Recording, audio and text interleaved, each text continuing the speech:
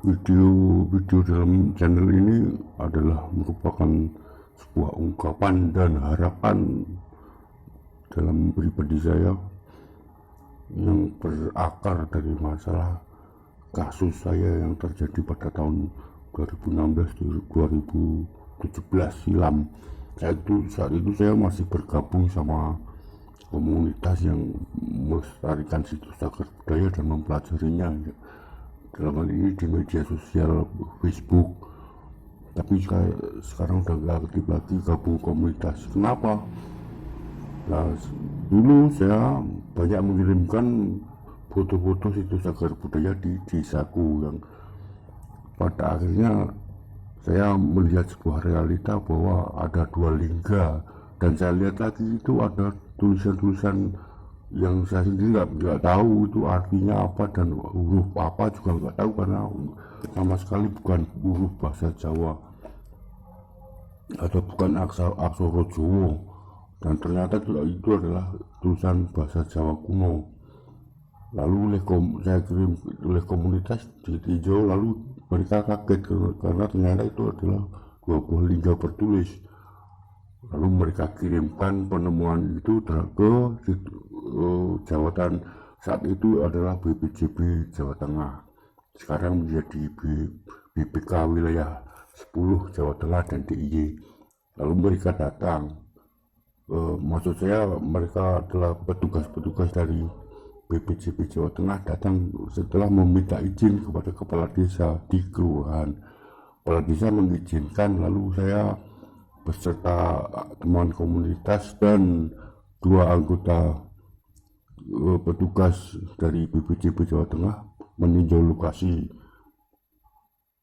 dan setelah itu ternyata mereka membenarkan bahwa itu ternyata adalah dua buah lingga bertulis, atau ya secara kasarnya disebut saja sebagai prasasti, tulisan yang menyebutkan kronologi berdirinya desaku dan siapa yang memimpinnya pada saat itu.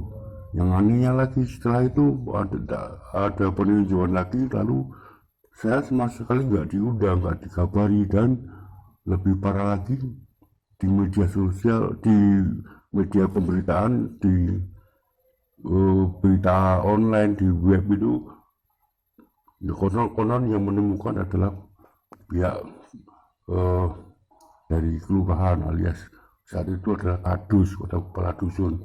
Saya membuatnya kan kaget kan, kenapa sama sekali nama saya nggak disebutkan. Bahkan dari teman yang lain desa, saya saat ke sana, teman saya itu punya teman dari eh, kadus yang diakui sebagai penemunya itu, warganya sana. Lalu dia bercerita bahwa temannya yang warga itu bilang bahwa saya akan digeruduk sama ormas karena dituduh ada fitnah saya akan mencuri dua lingga tersebut.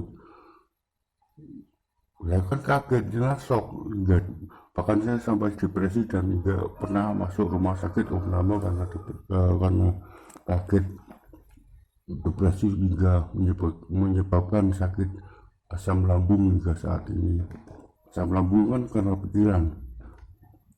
Gimana nggak kaget, saya sama sekali tidak menduga dan tidak merasa bersalah karena dua liga bertulis kan dalam undang-undang cagar budaya harus dilindungi dan diamankan. Benda-benda situs cagar budaya kan harus diamankan dan dilestarikan. Lalu yang saya heran kenapa warga marah, lalu saya bilang tadi mau digeruduk, dan fitnah-fitnah kecil itu masih aja, bahkan menganggapku sebagai tidak waras dan sebagainya karena mempelajari dan mencari batu-batuan di pedesaan. Saya kaget dan depresi karena yang memberi sikap negatif adalah warga di desa saya sendiri, alias di kandang dewi. Saya kaget, seakan saya mau durhaka pada orang tua saya karena orang tua saya, almarhum bapak saya, juga pernah memimpin desa ini. Bagaimana mereka mampu tega menyebut saya yang negatif seperti itu. Itulah penyebab saya jadi sakit. Lalu saya bikin channel dengan maksud untuk membersihkan nama baik saya di desa, bahwa saya bukan seperti yang dituduhkan tersebut. Dan lalu saya aktif jika di dalam berita ini adalah lokasi yang saya belusui atau saya cari situs budayanya untuk saya pelajari. Dan bila ada benda-benda cagar budaya yang belum diamankan, saya laporkan ke pihak yang terkait. Semisal di lingkar 10 Candi Borobudur, saya laporkan ke Balai Konservasi Candi Borobudur. Dan bila di luar lingkar 10 km Candi Borobudur, saya laporkan ke BPK wilayah 10 Jawa Tengah dan DIY. Itulah yang ternyata ada. Dan setelah saya busuk, ternyata lebih kaget lagi, banyak banget terdapat itu bebatuan bekas bangunan candi di daerah saya yang ada di Kecamatan Mungkit. Padahal Magelang, Kecamatan Mungkit ada di Kabupaten Magelang, Jawa Tengah. Sebelahnya Kecamatan Borobudur yang ada Candi Borobudurnya. Ya, Borobudur itu di Kabupaten Magelang, bukan di daerah istimewa Yogyakarta lain, beda provinsi. Lalu saya menemukan begitu banyak fakta sejarah, dan saya pelajari perlahan-lahan karena saya bukan budayawan dan bukan kuliah di arkeolog atau sejarah, itu bukan. Saya dulu di Sekolah Menengah Seni Rupa Yogyakarta, lalu melanjutkan ke Institut Seni Indonesia Yogyakarta, jurusan Kriya Logam. Itu yang bikin saya makin bertambah banyak mempelajari, karena saya temukan banyak fakta keajaiban masa lalu, semisal cekungan-cekungan sungai dan sebagainya, itu saya pelajari. Terlebih lagi itu berakar dari budaya dan religi umat Hindu kan, bahwa candi dibangun di dekat saluran air dan mata air. Lalu saya busui dan saya pelajari lebih dalam, ternyata ada maksud nama-nama desa dan sebagainya, itu ternyata ada hubungannya terhadap sejarah pada abad ke-8 tersebut, yaitu pada masa kerajaan Mataram kuno periode Jawa Tengah yang beriman Hindu, Buddha, Hindu Siwa dan Buddha Mahayana. Itulah sebabnya saya bikin channel ini.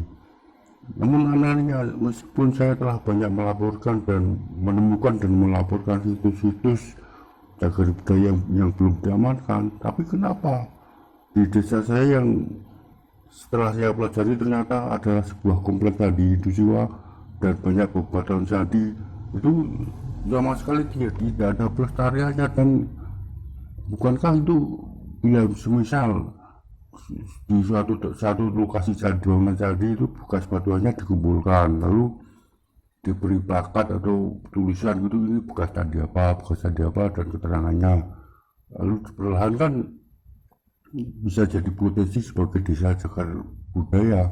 Terlebih lagi kan desaku nggak jauh sama lokasi wisata Candi Mendut dan Candi Borobudur. Bagi yang suka sejarah kan bisa mempelajarinya, atau mungkin fakultas-fakultas sejarah di misal UGM atau apa, itu kan bisa. Tapi yang itu ternyata sama sekali nggak ada, karena bagi pemerintah desa itu, kemajuan desa itu lebih baik desa itu maju bila banyak infrastruktur. Pada realita situs cagar budaya kan harusnya kan dilestarikan, dan itu merupakan wajib dalam undang-undang cagar budaya. Undang-undang cagar budaya juga undang-undang milik negara. Dan kenapa saya yang melestarikan amatir tanpa bayaran apapun, sama sekali tidak ada dukungan, bahkan banyak mendapat hal negatif. Itu kan sebuah ketidakadilan. Itulah sekali lagi saya sebutkan, saya bikin channel ini untuk membersihkan nama baik saya di desa. Dan lagi saya nggak gabung sama komunitas pasca kasus yang pertama itu, kasus saya laporkan patung sapi Nandi di dusun desa sebelah timur saya. Lalu di sebelah timur dusun yang ada liga sapi, patung sapi tersebut juga ada satu liga yoni berukuran besar, hampir ukuran 3 meter yoninya, itu kan besar. yang tapi terpendam di belakang rumah bekas guru SMP saya waktu saya sekolah SMP. Beliau juga mengizinkan saya untuk melaporkannya. Lalu saya laporkan ke saat itu BPJB Jawa Tengah. Tapi anehnya BPJB meskipun telah datang, tapi kan BPJB kan istilahnya cuma melindungi yang tidak teramankan karena situsnya berada di terpendam di bawah tanah, maka dianggap aman dan tidak digali. Lalu tiba-tiba itu ada teman yang dulu dari komunitas, tapi sekarang saya sudah nganggap teman lagi karena itu kasusnya dia tiba-tiba sama Pemdes di desa itu menggali situs itu dan jadi viral.